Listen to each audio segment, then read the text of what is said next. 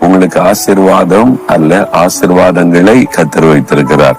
நிறைய ஆசீர்வாதங்கள், அதுல பரிபூரண ஆசீர்வாதத்தை நீங்க பெற்றுக்கொள்வீங்க அப்படின்னு ஆண்டவர் சொல்றார். பயனற்ற நிலத்தை போல மறக்கப்பட்டவனா, அறுவடை காணாமல் தனிந்து போனவனா.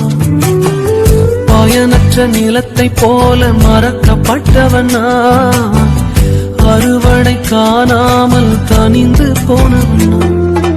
தரிசான எண்ணில் தரிசனத்தை வைத்து அறுவடையை துவக்கி வைத்தவரே,